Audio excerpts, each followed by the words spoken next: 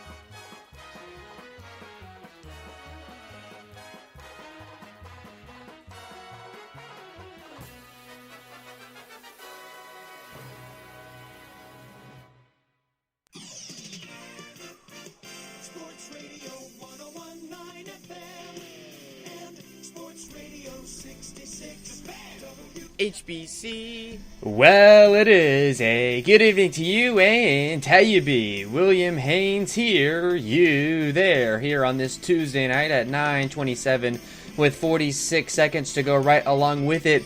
Busy night here in Tampa Bay. Of course, we are coming at you from the WHBC studios in Tallahassee, Florida, but we do have a 4-2 Rays win over the Baltimore Orioles to break down. That is their first win over Baltimore this season. The Rays also pick up win number 20. I believe they're the second team in the American League to do that. Also, in the third period, about halfway through, we have the Tampa Bay Lightning and Boston Bruins tied at 2, so that's going to be a good one as that game is coming down the stretch again. Game 2, Boston took Game 1 by a narrow margin. It was the Lightning, coming back almost in time with a couple timely goals from Hedman, but they can't get it done, so of course this will be a crucial game for the Lightning. We also have some NBA action going on in the playoffs as well, but the main thing we're going to be talking tonight is Rays, and if you're listening already and you want to talk Rays or Lightning, whatever's on your mind, we have a line open for you, internationally toll-free. 877-566-1020 is the number to call. We'll probably be with you, considering how much we have to talk about tonight, probably with you for about an hour or so, taking you up until about 10:30, see if we can track down Aaron and talk some Lightning. That game, honestly, still might be going on while we're still in the air if it goes to overtime or whatever the case is. Again, it's tied at 2 about halfway through the third period, so we'll keep our eyes on that, and I guess obviously we'll go inning by inning. Tonight's Rays win again 4-2, and I'll give you the phone number one more time to call if you're just tuning in. It is 877-566-1020, taking your calls for about another hour or so. What stands out, it was Tyler Glasnow going 7 innings. That was great. The deepest a pitcher has gone into a game this year for the Rays, and giving the bullpen a bit of a rest. Jalen Beeks looks like he's going to be missing some time. We don't know exactly what the injury is just yet. He was kind of flexing his left arm. Dave Wills, who is a former pitcher, he's on the Rays radio broadcast. He was saying, obviously anything with the forearm or the elbow, we'll have to wait and see, but it does not look good. He left the game, and the trainer came out to look at him, and he came out of the game. Edgar Garcia had to come in, and after his performance yesterday, his outlook was not good. I was kind of slamming him. Yesterday he came in to face the 7, 8, 9 hitters, and had 2 walks to guys that were batting under 200, and that ended up, the game unraveled at that point, and the Blue Jays were able to put that out of reach and were able to split that 4-game set. But obviously today was a new day, and Garcia comes in and gets the job done, slams the door shut. Again, the Rays 4-2 over the Orioles. That drops Baltimore to 14-15, and the Rays improved to 12-11 with the Yankees off tonight. It looks like the Rays are a full game ahead of New York.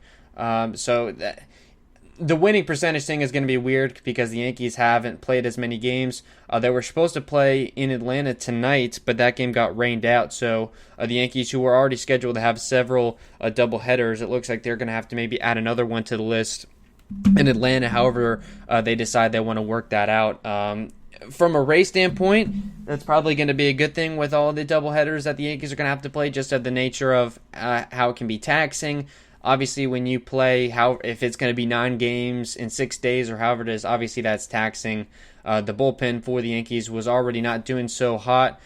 Zach Britton was on the injured list, and I think Tommy Kahnle and a couple other guys as well. James Paxton, a starter, just went on after a start against the Rays. So hopefully for the Rays, the Yankees will struggle with all those doubleheaders they have to play. But all the Rays can do is beat who's in front of them, and they did just that again. Taking the opening game of this 3-game set over the Orioles. They got some revenge on Tommy Milone, who took the loss tonight, so that was good to see. Although Tommy Milone, slippery as he was, ended up getting through 5 1/3.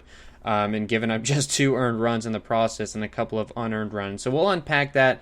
Just try, stringing out the monologue, if you will, and I completely missed it. It looks like Blake Coleman that got a goal to make it 3-2 Lightning as I'm looking at it now. Got it right through the 9-hole, I believe, of Halak, and it was Blake Coleman right up the middle getting a goal there to make it 3-2 Lightning with 9 minutes and 20 seconds to play. So we'll definitely keep our eyes on that and see if the Lightning can hold on again. Number to call, I'll give it to you one more time before we really start unpacking tonight's Rays contest. It is 877-566-1020. We have a line open for you at WHBC Stream. You can reach us on Twitter as well. And without further ado, talking tonight's Rays win, we'll give you the defensive alignment first. A little bit different kind of lineup tonight. In the outfield, we'll start from left to right. It was Yoshi starting the game in left. It was Margot starting the game in center. And it was Renfroe in right. And then the infield from left to right, it was Brasso at third, Adames at short, Brandon Lau at second, and Jose Martinez at first. It was Mike Zunino starting the game at catcher, obviously. And it was Taylor Glasnow, the starting pitcher. There was some pinch hitting in there, so I got a little mixed up in the lineup. It was Brasso leading off, followed by Diaz and Lau. Adames was cleaning up, and then it was Martinez and Renfroe, and then the bottom order of Margot, Shitsugo, and Zunino. And I tweeted out before the game, I liked kind of having Yoshi and Margot towards the bottom of the order. Margot gives him some production, goes 2 for 3, walks, knocks in a run, and scores a run of his own. That was a solo shot, by the way, and Yoshi tacked on a hit as well. So they got some production out of the bottom of the order like they did yesterday. And the top of the order didn't do too much better. Was 1 for 5 for Brasso. Diaz added a hit, and it was another rough night for Brandon Lau. He went 0 for 3, walk and a strikeout. So it looks like he might be going through a little bit of a slump. Obviously, you have to keep him at the top of the order. I think that 2 or 3 spot is where you want to keep him, even if he's slumping a little bit. So hopefully they can get things turned around. I believe it is a right-handed starter tomorrow. Let me just check for sure. It's Wojciechowski going for the Orioles, and Asher Wojciechowski is a right-hander, so they're going to go heavy lefties tomorrow. We'll preview that contest and potentially outline how they're going to lay out the bullpen at the end of the program at around 10:30 or so. We'll check for updates on Jalen Beeks, but as of right now, we don't have any. But again, we'll keep our eyes on that. So inning by inning, in the top of the first, Baltimore struck first on a Nunez solo home run to left. It was 337 feet. Glasnow was kind of cruising through that first inning, and it just kind of pitch got away from him, and Nunez at the top of the order was able to send it out. So it was 1-0 Baltimore as soon as things got started. And in the bottom of that inning, it was Brandon Lau working a walk, but that was it. The 2 strikeouts, I believe, from the top of the order. Top of the second, it was runners at the corners with 2 outs, but no runners came across to score. It was Glasnow getting the bottom of the order out to escape that inning. And then in the bottom of the second, it was the Rays finally teeing off on Tommy Milone to make it 3-1 Rays. Again, it was Tommy Milone frustrating the Rays in his last start against Tampa Bay in Baltimore, where the Rays got swept in a 3-game series, and that was part of their 0-5 road trip at the beginning of the season, where frustrations were at an all-time high for the Rays. So they were able to get a little bit of revenge off Malone again. He ended up taking the loss tonight. He goes to 1-4. But it was Jose Martinez reaching base on an error to get things started. He also had a rough game a little bit at first base. Hunter Renfroe, then, his 4th of the year, was a 2-run home run, 436 feet to left to make it 2-1 Rays. Really nice hit ball. Renfroe, who struggled last night and during the weekend, I believe it was one of the contests, he went 0 for 5, and including he was the final out of the game, he left the tying run. I believe that was the extra inning game on Sunday, left him 90 feet away. So not a great offensive season so far for Renfroe, but he hits home runs at times. He's batting 171 and an on-base of 247. That was his only hit of the night, but did score a run later in the contest as well. So kind of a middle-of-the-order guy right now, I think, is where you put him. They tried to put him in the 2 spot, I think, yesterday, but I don't think that's going to work. He's obviously not a cleanup hitter right now with what he's doing with runners in scoring position. And speaking of so, it was more struggles from the Rays in that department. They go 1 for 7 with runners in scoring position and leave a total of 9 men on base, to the tune, obviously, of only 4 runs. But obviously from those stats, you can tell they left a lot of meat on the bone, but the pitching was good enough to win it for the Rays. And right after Hunter Renfroe shot, it was Margot getting his first home run as a Ray, a solo home run to left, 417 feet. So that was good to see from him. Tommy Malone was just really laying some pitches out, for the Rays to hit. And the scouting report on him, his fastball tops out at about 85 or 86 miles an hour, and a changeup that's about 7 or 8 miles slower. So he can't challenge, especially home run hitters. The Rays did struggle. Yandy Diaz stood out to me as a guy, for whatever reason, just could not hit the slow fastball. He was doing really well, and now he's kind of slumped off again, so hopefully then get him back on track. It looks like the top of the order is going to be a little bit of the struggle for the Rays moving forward. Of course, Meadows got the day off tonight, as we had suspected on last night's show. He'll probably be back in the order leading off against Wojciechowski in tomorrow night's game. But if the middle of the order and the bottom, as it has been the case for the last couple of games, can pick up the slack, that'll be enough. But obviously you don't like what you're seeing from a production standpoint at the top of the order. So after that Margot home run again, that made it 3-1 Rays. It was Mike Zunino getting hit by a pitch. Mike Brasso reaches on an infield single with only 1 out, so they get a couple of men on. And then both Yandy Diaz and Lau record out. So again, another example of the top of the order kind of failing the Rays offense. And just an update, I'll give it to you. 6 minutes left in the third period. The Lightning still up 3-2 over Boston. It was Blake Coleman with the go-ahead goal about 4 or 5 minutes prior. So hopefully the Lightning can hold on and even out this series 1 game apiece. We'll keep our eyes on that as it goes down the stretch. Top of the third, it was 1-2-3, a couple of strikeouts for Tyler Glasnow. And the other out, I had it down on my sheet as an A+++ play by Willie Adames to get out Cedric Mullins, who's the speedy leadoff hitter for Baltimore. It was just you watch the highlights, it's kind of the same always for Adames. He makes these crazy diving catches and then somehow throws from his knees at these crazy angles, and it's a good throw to first. And that was the case. Jose Martinez, with his lanky frame and long wingspan, was able to put the baseball in his glove as well. So quick 1-2-3 inning for Glasnow, which was good as far as his pacing. I just wanted to pull this up now that it's kind of relevant. I took a picture of it. It was on the Fox Sports Sun broadcast. This was, I believe, it was in the 6th inning, but pitches inning by inning breakdown. In the first, he threw 15, 14 pitches in the second, 12, 14, 12, 16. So his pacing was really good tonight, and obviously to the tune of getting 7 innings pitched and staying under 100 pitches. I thought maybe they could have flirted with bringing him out for an 8th, but the way the matchups it was a couple of switch hitters at the top of the lineup a 4th time through, and obviously you look at Jalen Beeks, who's been good at the back end, and that makes a lot more sense to make that move in the 8th inning, and Beeks, who looks like he's going to be missing some time. I'm keeping my eye on that, but still nothing on that as far as I can tell, so we'll keep our eyes on that. Actually, we have something now from Mark Tompkin. It says Beeks' issue was a forearm elbow area and sounded similar to what happened to Andrew Kittredge, who earlier this year tore his UCL. Another quote from Cash saying it's unfortunate. So making that parallel to Andrew Kittredge, Tommy John would be absolutely devastating. Jalen Beeks, a guy who's really come on strong, as now the Bruins have tied things up with just under 4 minutes to play. So that contest looks like it'll probably be going to overtime. So it definitely doesn't look good. They're going to undergo more testing and stuff as well. I think Yonny Chirinos had his Tommy John either today or yesterday. Pitchers dropping like flies. We mentioned on yesterday's show just kind of the unfortunate nature of this season. It was Ron Darling on the MLB Network earlier this week. His explanation for why there's an unprecedented amount of pitching injuries. It was Marchand for the Bruins, adding on that goal, by the way.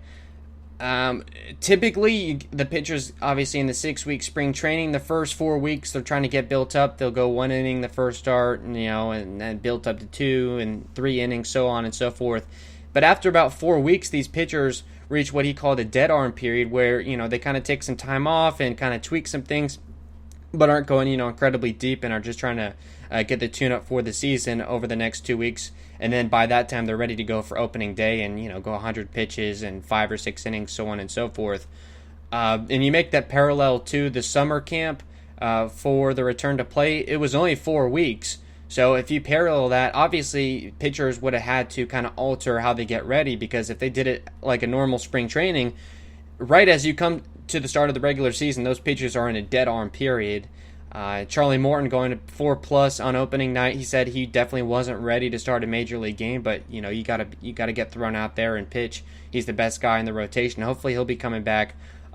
Rumors are maybe this weekend he'll be an opener in one of the games for the Marlins, and you hear that and think, well, he's probably still a ways away, and I would agree with you. So this might be 2 weeks until he's fully stretched out. With the resurgence of Josh Fleming, it looks like he's going to be able to overtake Yonny Chirinos' spot in the rotation. But we've only seen one start from him, and the track record in the minor leagues was righties hit nearly a 300 average against him. That didn't really come to fruition in his first start, but who knows if that will change. Obviously, opposing lineups are going to stack the right-handed hitters against him. And it looks like right now for Morton's spot, until he can come back in full strength, it looks like it's going to be some nature of an opener with Trevor Richards pitching behind him. It was Aaron Slegers that went 4 perfect innings when we thought he would just be an opener. So who knows, maybe they do that again, and maybe a tandem start, have Slegers go 3 and maybe 3 or 4 from Richards. They may tool with that. They're going to have to kind of experiment every 5th day as far as that's concerned, until Morton can come back to full strength. So again, it looks like he's still ways away. He's throwing 25-pitch bullpens every couple days or so. I don't know why he's not still in Port Charlotte facing hitters. He's been up. You see him in the stands at Tropicana Field. So I don't exactly understand the standpoint if they think he's close to being game ready. The news certainly doesn't point in that direction. Again, at 9:43, kind of running a little long here. You can call the show at 877-566-1020. We'll be with you up until about 10:30. Taking your calls, talking tonight's Rays win, but obviously, as we're now 31 games into a 60-game season, there's some more big picture things to talk about, especially with the state of the bullpen already. We kind of did a deep dive on it, but with the Jalen Beeks injury, that early news looks like it could be a potential Tommy John issue. Again, the report now from Mark Tompkin on Twitter via Kevin Cash, and I guess his post-game Zoom, the trainer, I guess, reported that it looked similar to what Andrew Kittredge went through a couple weeks ago in Boston. Again, Kittredge saved one game and started the next, only faced a couple of batters before going out. It was a UCL tear. That's the ligament in the elbow. That's where the Tommy John surgery repairs, and that's about a 15-month kind of recovery as far as being back and able to pitch in a major league game. So that would be devastating for a guy in Beeks who has kind of come on strong as a guy that can, a lefty, because the Rays don't have a lot more of those left, and now essentially they don't really have any late inning left-handed relievers with Alvarado still on the injured list. So if Beeks is out, then you're extremely limited. I don't know where they go from the bullpen. The word around the MLB kind of whispers. I didn't anticipate this, as I said on yesterday's show, but the word is that the Rays are being extremely aggressive. That was the quote in trade talks with multiple teams. I don't think that's for a position player. I think they're certainly set from that standpoint. I don't get all the issues with the catchers. Zanino's giving you good defensive output. The pitchers like throwing to him. If he bats 100, so what? That's kind of the price of admission. And then maybe you have Perez to platoon and hit against righties. Obviously, pitching, I don't think they need starting pitching. My reasoning for that is they can get through the regular season just fine. They could probably finish the season 10 games under 500 and have a reasonable, or I mean, not finish at 10 games under 500, but over the next 30 games go 10 games under and still have a reasonable chance at making the playoffs. Because when you get to the postseason, it's a three-man rotation essentially, and you may have to go an opener and then have Yarbrough or someone like that behind him if Morton can come back strong. But at this point, who knows if that will be the case. I think it's obviously, especially now with Beeks, the injury, it looks like they're going to be making some moves for relievers. I don't see them giving up a lot. Again, Edgar Garcia, the first real acquisition. They acquired him essentially for just cash considerations from the Phillies. Philadelphia was designating him for assignment either way. So obviously that's a low risk, kind of low reward move. Edgar Garcia gets the save tonight, thankfully, in somewhat of a high pressure situation. It was the tying run at the plate in the ninth inning. So that was good to see. Kind of the same stuff, just low 90s fastballs that had no movement, including one I think that was swung on and missed that was just right down the heart of the plate. So you think maybe a hitter is going to punish Garcia for that one of these days. Is yet to allow a hit in, probably 6 or so batters faced at this point. Just a minute and a half left to go again in the Lightning game. It's tied at 3. It looks like that will probably be going to overtime. I'll let you know when the horn sounds on the third period.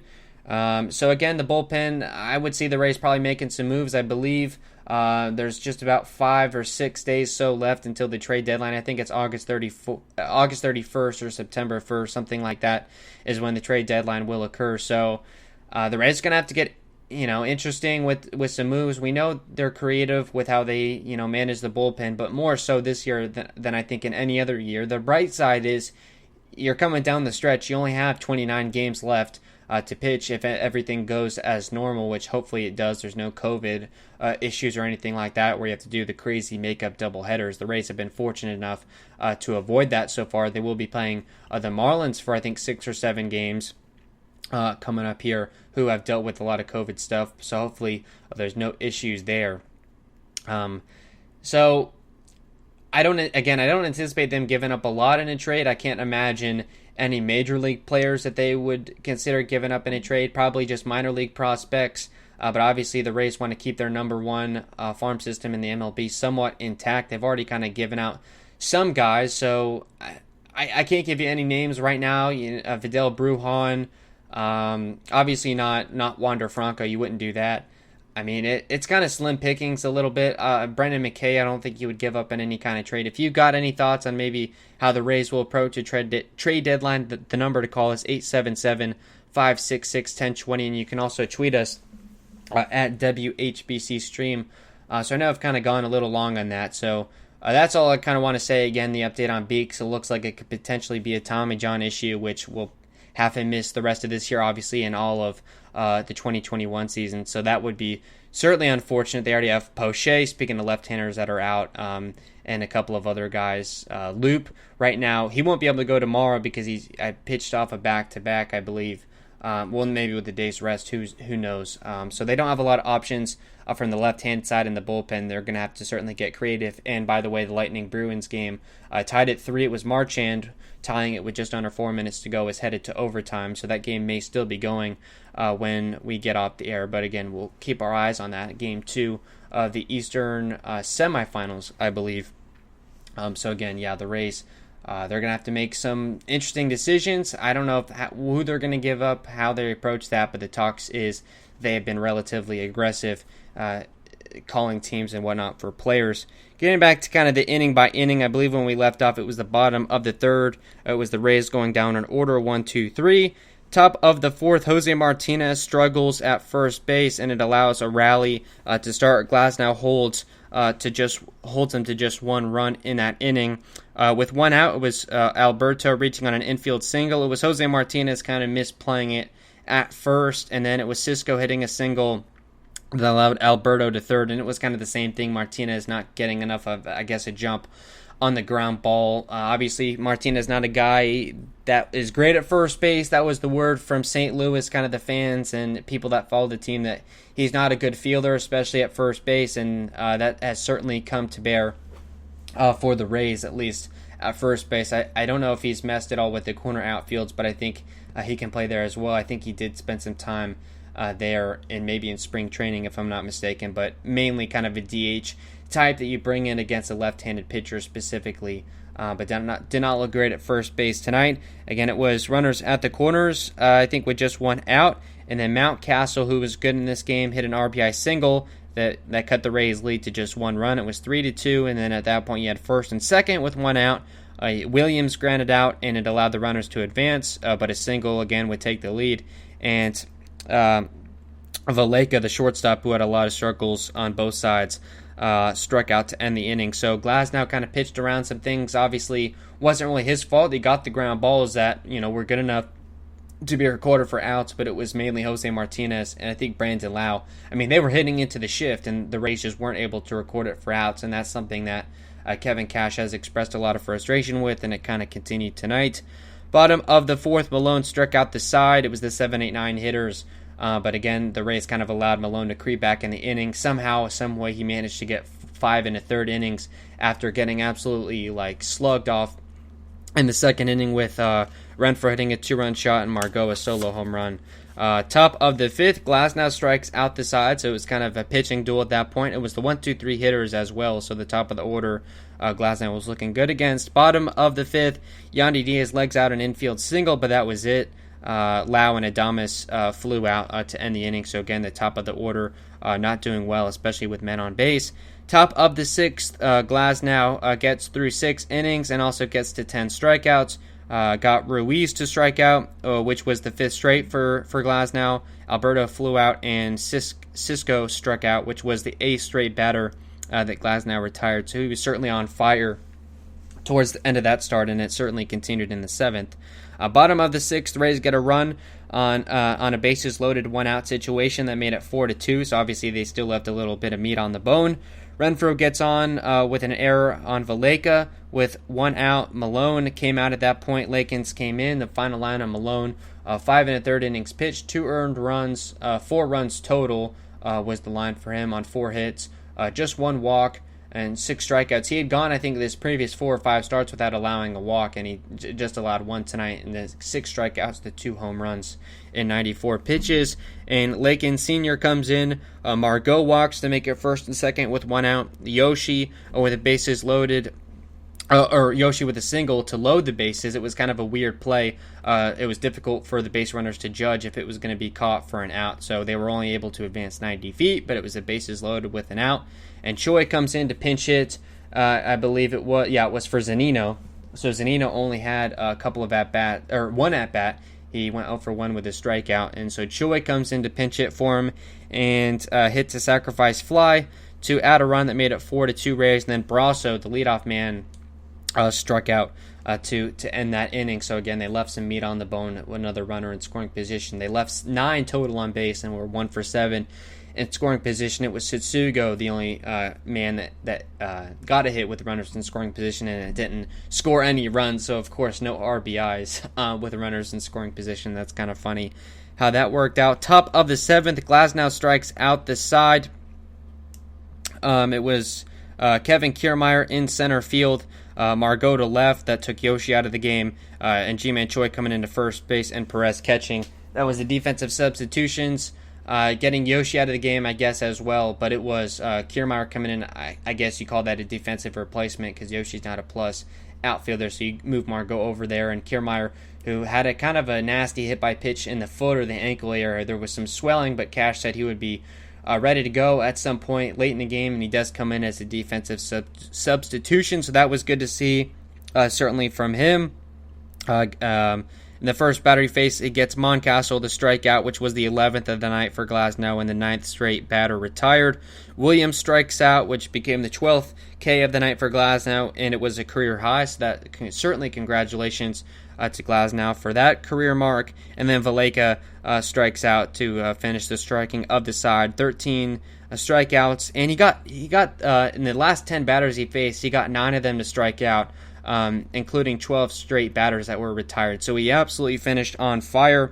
And Glasnow struck out every batter in the lineup except for Hansler Alberto. So 8 of the 9 men in the order struck out against Glasnow. So certainly couldn't ask for anything better. I thought maybe they would toy with bringing him out for an 8th inning, but it made more sense. It was the top of the order a 4th time through, and Mullins and Santander, I believe, were both listed as switch hitters.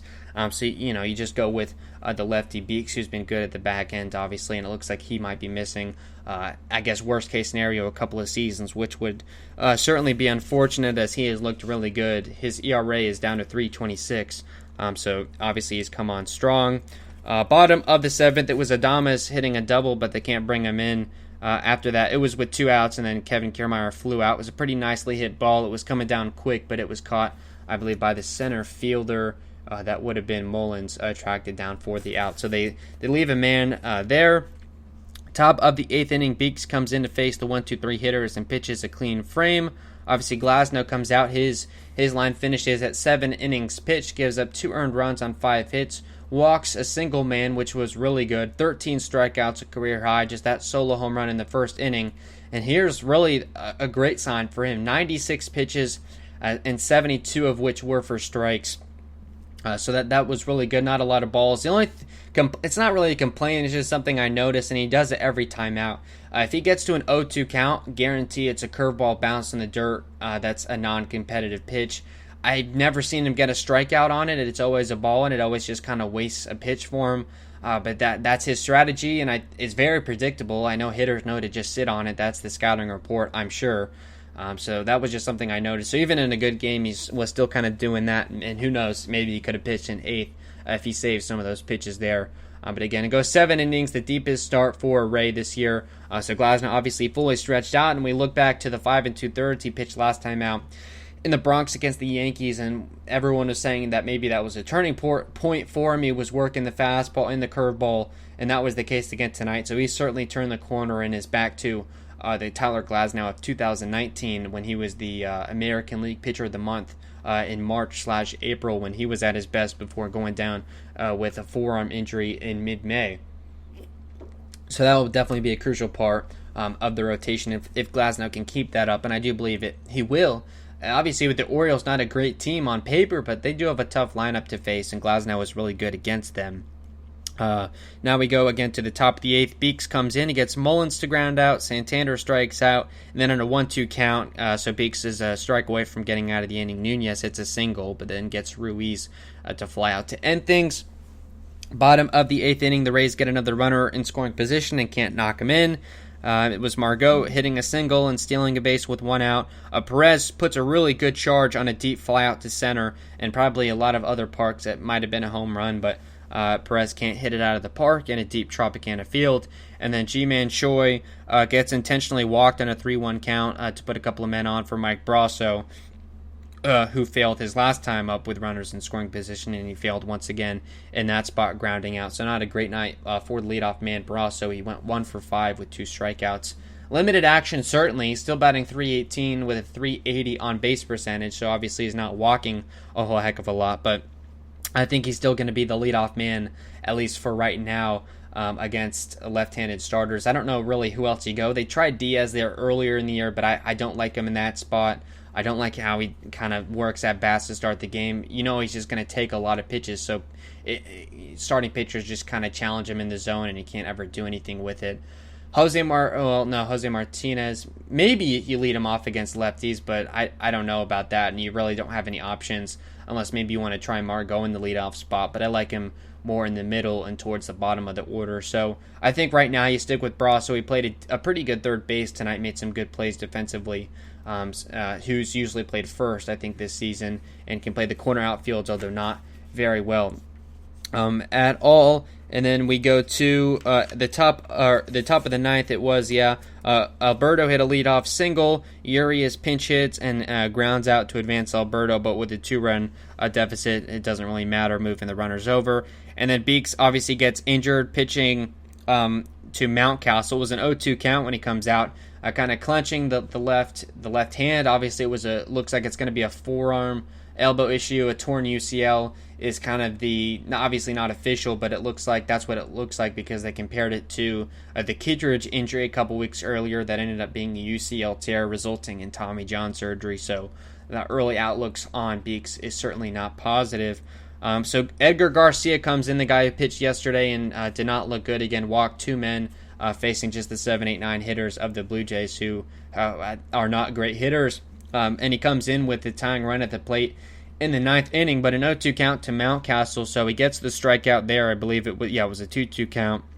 So finally finds his own and strike. I believe that was the fastball right down the heart of the plate, and Mountcastle couldn't do anything with it. And then he gets Williams to ground out to end things. So I think this game, at this point in the season, with how good the Rays are doing, I think the Beeks loss almost cancels out the win, just with how easy it is to make the postseason this year. I think if you had asked a Rays fan, would you rather have Beeks healthy or tonight's win, basically, yeah, I would rather have Beeks be healthy and the Rays lost this game tonight. But that's not the case, and obviously the early outlook again on Beeks is not good. At 10:01, we're going to take a 2020 sports update, final 30 minutes or so of the program. A number to call during the break, 877-566-1020 is the number to call, and you can tweet us at WHBC Stream. We'll start off by giving you the baseball scores. It's been a busy night in the MLB. HBC. A handful of games that have gone final in MLB action. Obviously, the Rays 4-2 over the Orioles. In game 1 of a doubleheader, it was the Marlins 4-0 over the Mets. The Astros 6-3 over the Angels, and also game 1 of their doubleheader. And now some games currently in action. Top of the 9th, the Phillies 6-2 over the Nationals. In the 8th, it's the Red Sox 9, Blue Jays 6. In the second game of the doubleheader in the 6th inning, it's the Angels up 8-4 over the Astros. In the 9th, it's the Indians 4-2 over the Twins. In the 7th, it's the Tigers 7, Cubs nothing. In the 6th, it's the Athletics up 5-3 over the Rangers. In the 7th, it's the White Sox 4-0 over the Pirates. In the 5th, Brewers 3, Reds 2. In the top of the 6th, the Royals and Cardinals are knotted up at 4 runs apiece. In the 3rd, it is the Mariners 4-0 over the Padres. And some games just underway in the bottom of the 1st is the Rockies already up 2-0 over the Diamondbacks. In game 2 of the doubleheader in the 2nd inning, it is the Mets and Marlins scoreless. And in the bottom of the 1st, it is already the Dodgers up 3-0 over the Giants. Again, number to call during the break, 877-566-1020. Hey, sports fans. William's currently in the can, but he'll be right back. We're currently on a commercial break, so don't touch that dial.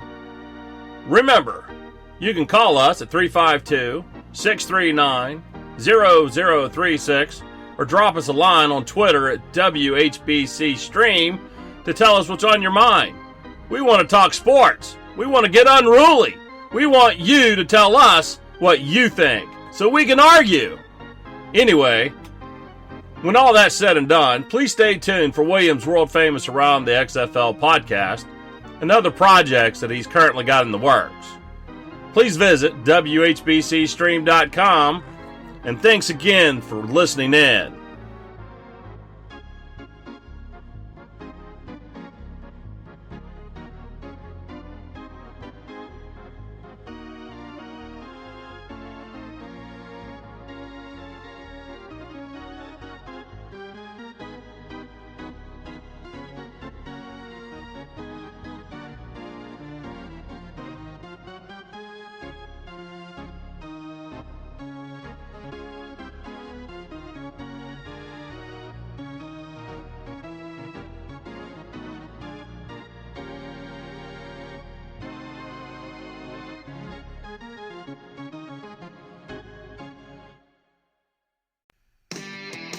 Sports Radio 101.9 FM. Sports Radio 66.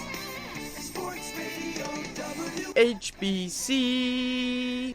And at 10:04, we are back on the William Haynes Show. About final 20 minutes or so of the program. The first overtime is just underway in Toronto. It is the Lightning and Boston Bruins tied at 3. Again, the Bruins took game 1, so they have an early series lead. So hopefully the Lightning can get this series knotted up here, hopefully with an overtime win against, again, overtime just underway. If it's a quick result, we'll see maybe if we can get Aaron on the horn real quick for just some post-game thoughts, but I have a feeling this game may be going quite longer again. We'll probably be on the air just another 20 minutes or so. Again, number to call 877-566-1020 at WHBC Stream. Is a Twitter. After we went off the air last night, the Lakers had a 135-115 win over the Trailblazers, so they take a 3-1 series lead. It looks like Damian Lillard is going to be out in Game 5, so it looks like the outlook on Portland is bleak, and it looks like they're not going to be able to get the upset that they were hoping for. They won Game 1 and then have lost 3 straight to LA. And in the NBA today, it was the Nuggets avoiding elimination 117-107 over the Jazz. Utah now leads that series 3-2. So that series may be going the distance, and in the second quarter in the early goings, it is the Clippers 53-31 over the Mavericks. That series is tied 2 games apiece. It was a walk-off buzzer beater from Luka Doncic. It was a really exciting game, certainly especially in the late stages. Lakers not quite as good as people maybe expected. Paul George has not been as good. And I just got a notification that we have a no-hitter watch. The White Sox pitcher Lucas Giolito has not allowed a hit through 7 innings versus the Pirates. So we're going to go ahead and put that on the monitor and maybe track that as well. The last time we did that, it was Kenta Maeda in the 9th inning trying to finish off a no-hitter, and immediately a leadoff single allowed to former Ray Eric Sogard. And I think the Twins went on to lose that game. They were up 3-0. So how often does that happen? Kenta Maeda, 8 innings of no-hit ball, and he ends up getting a no decision. So we'll get that. It looks like it is the White Sox playing the Pirates, so that'll be interesting. Obviously, the Pirates not a great lineup, and Lucas Giolito, one of the young pitching stars in the MLB, had a really good season last year. I believe was an All-Star, so that'll certainly be interesting for us to keep our eye on. Also on the monitor again, about 2 minutes into overtime, it is the Lightning and Bruins still tied at 3. So this game is in the bottom of the frame. It's in Chicago, so he's got just 6 outs left to get. So maybe we'll keep our eye and see if he can get that finished out. I believe the first no-hitter of the year, and of course, kind of fortunate that there hasn't been a whole lot of no-hitter or perfect game watches in 7 innings. Just because I would hate to have that conversation of, oh, is it valid? It's only a 7-inning game. If you're interested in my thoughts, I would say probably not. Kind of the whole lure of a no-hitter is how hard it is to get in 9 innings. You see all the time, just like we are tonight, no-hitter watch after 7 innings. We see a lot of guys lose no-hitters in the 7th, 8th, 9th inning. So getting those 27 outs, that's really so hard to do. So it's not... by technical purposes and technical definition, it is a no-hitter, but obviously you put the asterisk in the record book, it is a 7-inning no-hitter. And thankfully and hopefully in the future we won't have to see any of that, just because I don't think it's great to have that conversation, just because it's not necessarily valid. But it'll be a full 9-inning game, if I'm not mistaken, here tonight in Chicago. So we'll keep our eyes again on that. And 3 minutes into overtime, the Lightning and Bruins tied at 3. I'm trying to see if we can get some people on the show. The number to call again, 877-566-1020. Also, some hockey action in the first period. It's the Canucks 2-0 over the Golden Knights.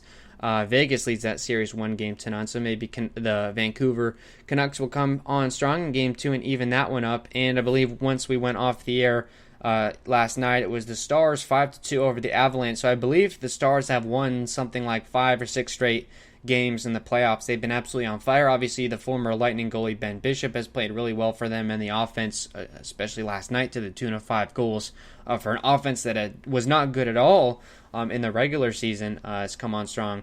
And they now lead that series over the Avalanche 2-0. And the Avalanche, probably one of, if not the best, probably the second best team in the West.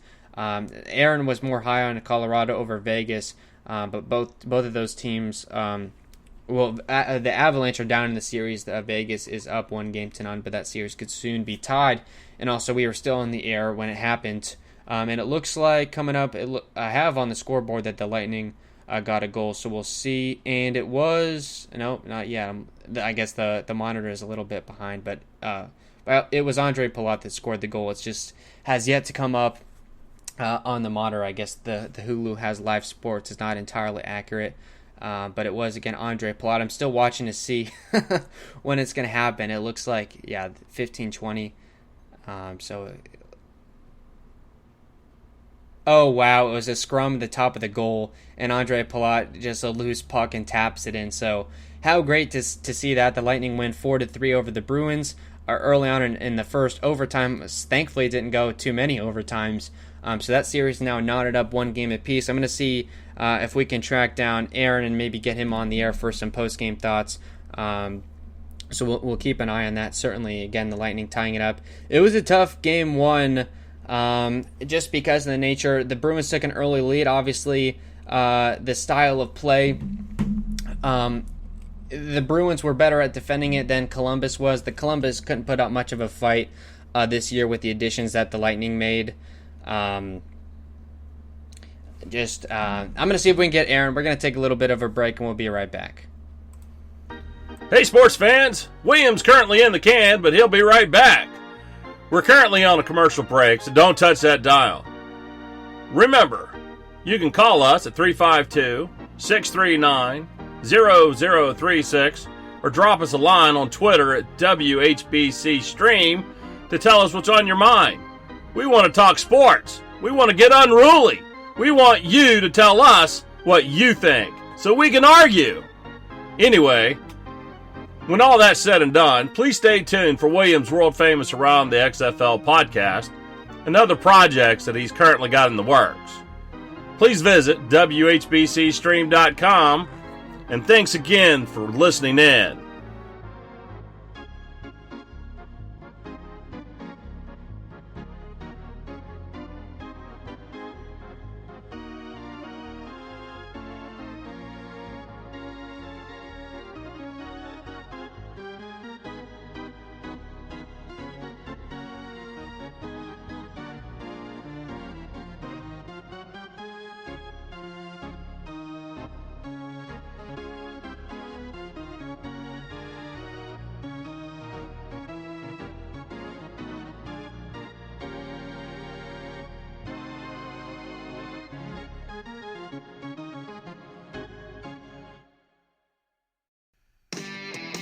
Sports Radio 1019 FM. Sports Radio 66.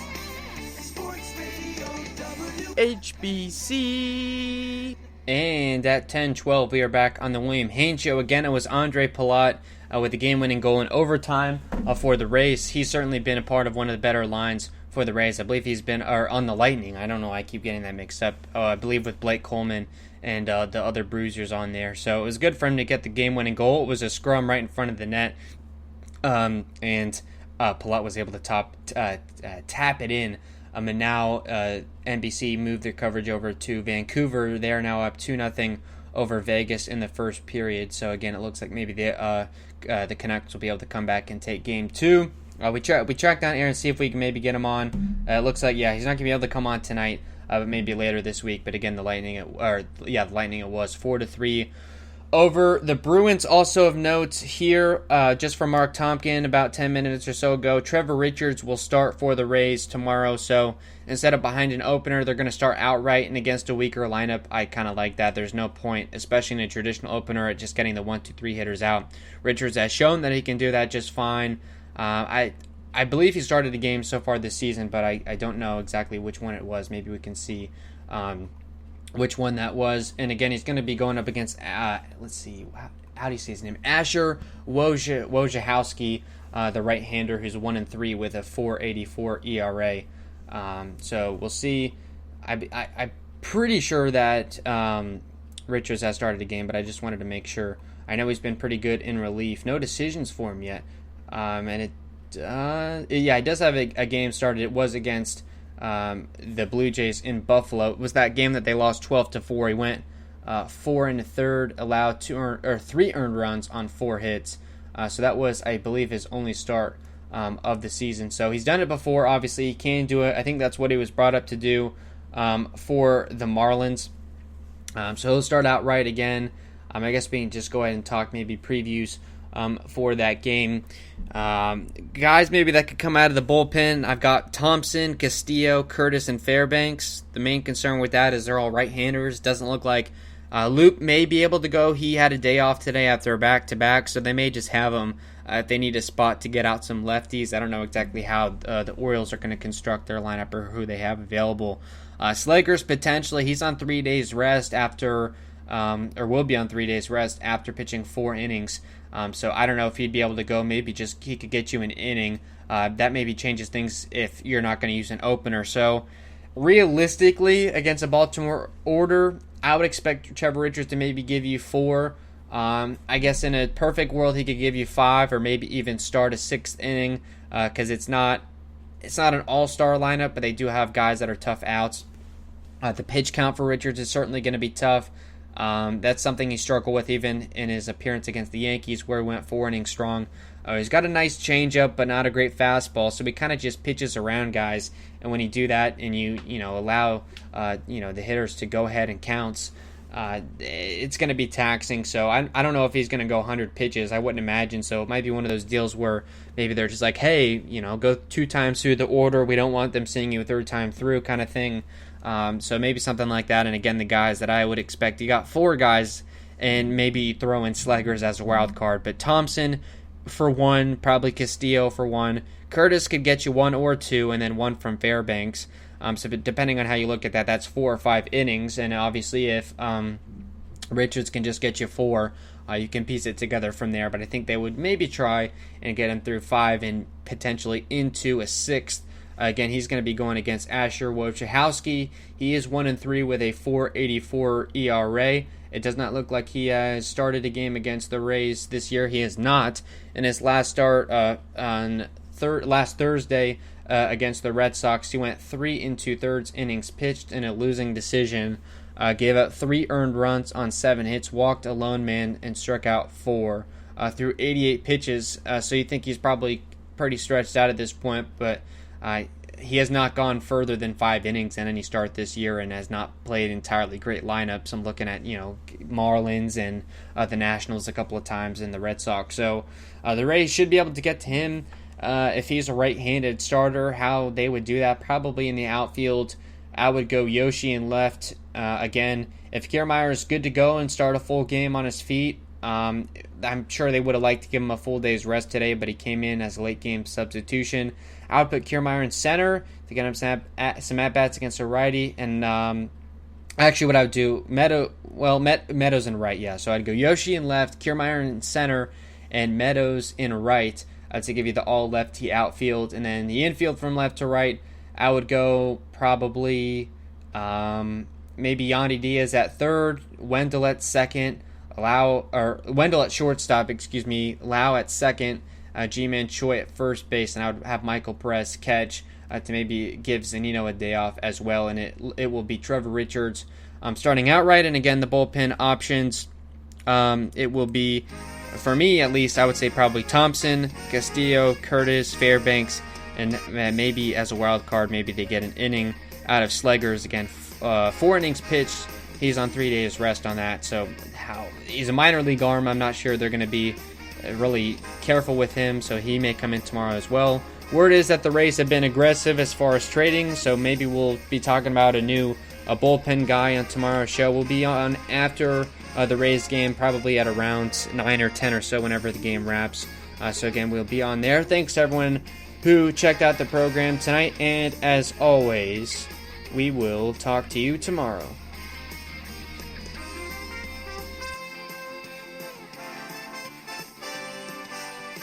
Sports Radio 101.9 FM and Sports Radio 66. The Fan. HBC